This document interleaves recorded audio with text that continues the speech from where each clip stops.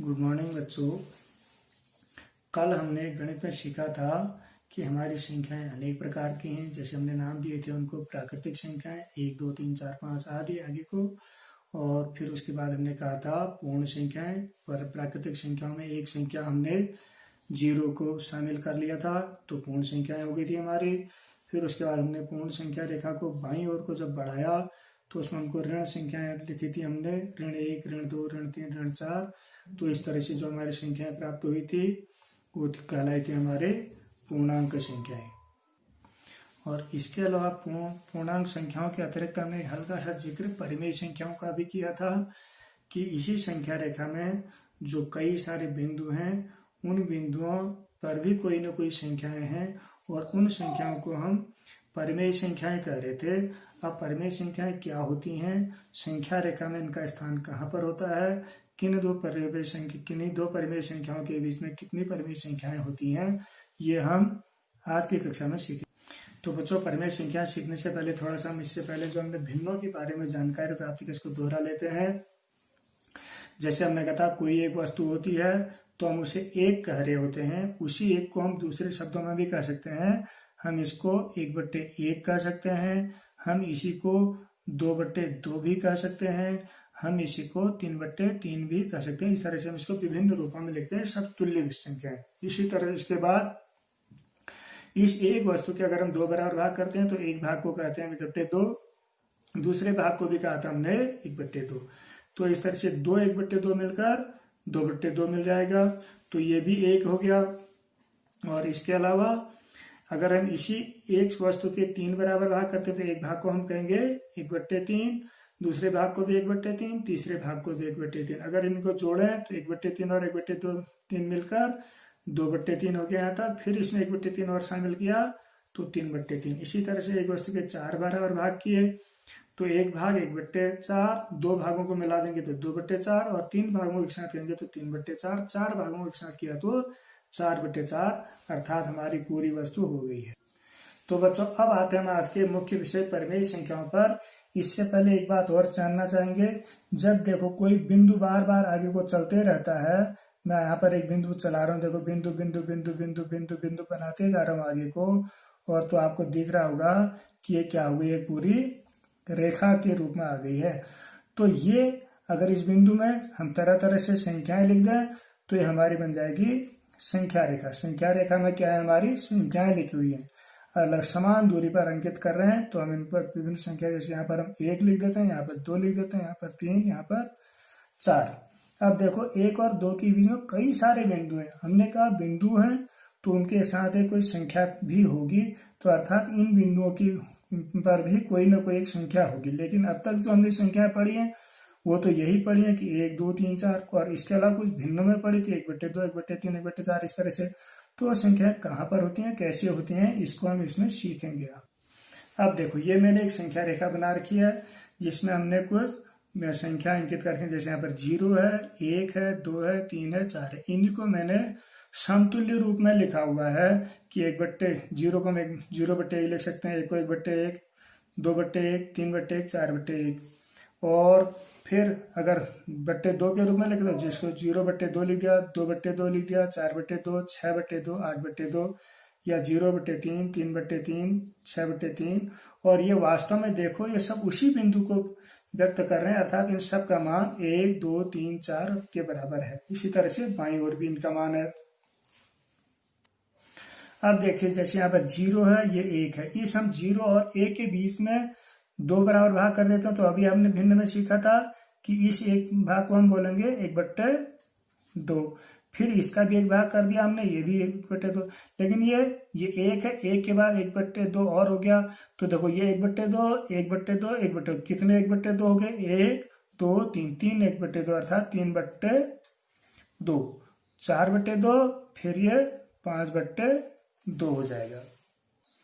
अब यहाँ पर हम इसी एक का, जो 1 है, 0 से 1 के बीच की संख्या की जो लंबाई 1 है, इसका हमने 3 बराबर भाग कर दिए। तो एक भाग 1/3, दूसरा भाग 2/3 और तीसरा भाग 3/3 अर्थात पूरा 1, फिर चौथा भाग 4/3 और फिर एक और भाग 1/3 के बराबर जोड़ा तो 5/3। इसी तरह से ये आगे को। फिर इसमें भी हम ये 0 है, ये 1 है, लिखा हमने इसको 0/4 है, 0 ही होता है, 4/4 लिखा 1 ही होता है। अब इसका हम 4 बराबर भाग कर रहे हैं, देखिए, और प्रत्येक भाग क्या हो गया 1/4, ये दूसरा हो गया 2/4, तीसरा के पास आ जाएंगे तो 3/4, चौथे के बाद 4/4 1 है ही है, फिर उसके बाद 5/4, 6/4 और 7/4, 8/4, ऐसे आते ही रहेगा आगे को। तो अब हमने यहाँ पर देखा कि एक संख्या 0 और 1 के बीच में कितनी संख्याएं लिख दी। अब तक हमने पहले एक संख्या ज्ञात की, फिर 2 संख्याएं लिखी, फिर यहाँ पर 3 संख्या। इसी 1 और 2 के बीच में हमने पहले एक संख्या लिखी, फिर 2 संख्या लिख दी, फिर यहाँ पर 3 संख्या। तो मतलब हम किन्हीं 2 संख्याओं के बीच में बहुत सारी संख्या लिख पा रहे हैं। और ये वास्तव में जो हमने संख्या के बनने की रचना दिखाई थी, एक किन्हीं 2 संख्याओं के बीच में असंख्य बिंदु थे। तो इस तरह से 2 संख्याओं के बीच में असंख्य संख्याएं भी होती हैं, और इनको हम बोल रहे हैं परिमेय संख्याएं, क्योंकि ये पूर्ण संख्या नहीं है, पूरी संख्या नहीं है, और भिन्न के रूप में अंकित है, तो इनको हम परिमेय संख्याएं बोल रहे हैं। और परिमेय संख्या का एक स्पष्ट रूप यह है कि उसका अंश पी लिखते हैं और हर लिखते हैं क्यों, अर्थात एक अंश होता है, उसमें एक हर होता है। लेकिन हर के रूप में ध्यान में रखना होता है कि हर में शून्य नहीं होगा, कभी भी हम हर में शून्य नहीं रखेंगे। ऊपर तो हम कुछ भी लिख सकते हैं, कोई भी अंक लिख सकते हैं। अब हर में शून्य क्यों नहीं, अगर हम हर में शून्य लिखेंगे अर्थात शून्य से भाग करेंगे, और शून्य से भाग के बारे में आप अच्छी तरह से जानते हैं कि शून्य किसी चीज का हम शून्य भाग कर ही नहीं सकते हैं, वो अपरिभाषित हो जाता है, उसका कोई मान आ नहीं पाता, इसलिए हर में शून्य नहीं होगा। तो हम परिमेय संख्या को इस तरह से तो हमारी परिमेय संख्या जैसे 3/5, ऋण 2/7, 0/1, 1/1, 6, 10, 11/9, ये सब हमारी परिमेय संख्याएं हुई। तो परिमेय संख्या, अब देखो ये परिमेय संख्या हमारी इसी संख्या रेखा में है, पूर्णांकों के बीच में है, और पूर्णांक भी परिमेय संख्या। देखो पूर्णांक क्यों 6 क्यों है, क्योंकि 6 भी p/q के रूप में लिखते हैं। इसको हम 6 को क्या लिख सकते हैं 6/1 अगर लिखें, देखो भिन्न p/q के रूप में, जिसमें p का मान 6 है और q का मान क्या है 1 है। अब देखिए, जैसे कि हमने कहा कि 2 संख्याओं के बीच में असंख्य परिमेय संख्या होती है, तो हमसे तो यहाँ पर कहा जा रहा है 2 परिमेय संख्याओं 1/3 और 1/2 के बीच में 6 परिमेय संख्याएं ज्ञात कीजिए, केवल 6। तो देखो कैसे ज्ञात करेंगे, यहाँ पर तरीका यह है कि हम पहले इन 1/3 और 1/2 को समान हर वाली समतुल्य भिन्न के रूप में लिख देते हैं। और समान हर वाली समतुल्य भिन्न क्या बनेंगे, यहाँ पर देखो इन दोनों का हर बना सकते हैं हम 6 बना सकते हैं हर को, तो 6 बना दिया। इसके हर को 6 बनाने के लिए हर को 2 से गुणा किया, तो अंश को भी 2 से गुणा कर देंगे, और इसके हर 2 को 6 बनाने के लिए 3 से गुणा किया, अंश को भी 3 से गुणा कर देंगे। तो अब जो संख्या हमारी अब तक 1/3 और 1/2 थी, हम इसको 2/6 और 3/6 के रूप में पढ़ रहे थे।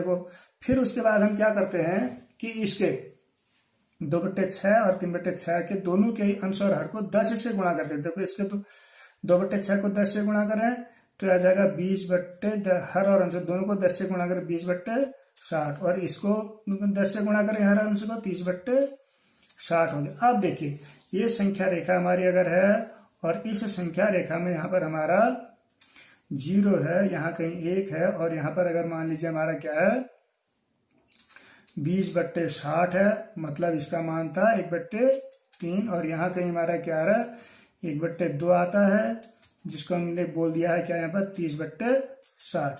तो अब देखिए इनके बीच में ये 20/60, ये 30/60, 20 और 30 के बीच में बहुत सारी संख्याएं ना, तो इसी तरह से 20/60 और 30/60 के बीच में भी ये बिंदु के रूप में बहुत सारी संख्या, इनको हम लिख सकते हैं आसानी से।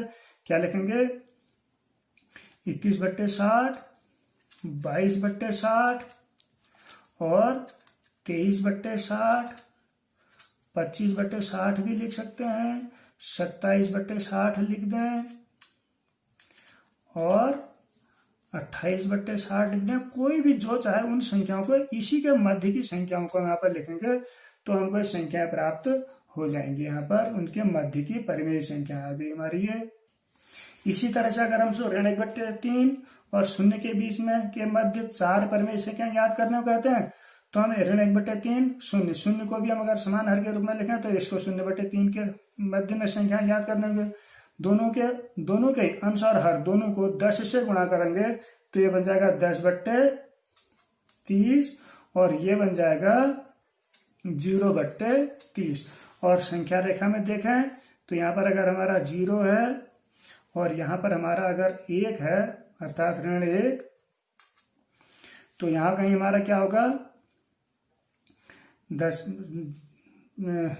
10/30 और ये हमारा 0 है अर्थात 0/30 यहाँ पर। अब इनके बीच में जो संख्याएं हैं इनको हम ज्ञात कर सकते हैं आसानी से। तो ऋण 10/30 और 0/30, इसके बीच में क्या क्या आएंगे देख आप खुद ही देख रहे हैं क्या क्या आ जाएंगे। ऋण 9/30 भी आएगा, ऋण 5/30 भी आएगा, ऋण 2/30 भी आएगा, ऋण 8/30 भी आएगा। तो ये दोनों ही संख्याएं देखो सब इसी के बीच की संख्या, ये ऋण 10 और ये 0/30 के बीच की संख्याएं हैं। तो हम ज्ञात कर सकते हैं, इस तरह से हम कह सकते हैं कि दो परिमेय संख्याओं के मध्य में असंख्य परिमेय संख्याएं होती हैं और इनको ज्ञात कर सकते हैं। अब इसके बाद किसी परिमेय संख्या का स्थान संख्या रेखा में कहाँ पर होगा, इसको हम अगले पीरियड में पढ़ेंगे। तो बच्चों आज हमने सीखा कोई भी संख्या जिसे हम एक भिन्न के रूप में अर्थात p/q के रूप में लिख सकते हैं वह एक परिमेय संख्या होती है। ध्यान रखना है q का मान 0 नहीं होगा, q के अलावा और कोई भी संख्या हो सकती है। दूसरी बात, प्रत्येक पूर्णांक एक परिमेय संख्या होती है। तीसरी बात जो हमने सीखी, दो परिमेय संख्याओं के मध्य में असंख्य परिमेय संख्याएं होती हैं। और चौथी बात जो हमने सीखी वह है संख्याओं को उनके समतुल्य संख्याओं के रूप में लिखा जा सकता है।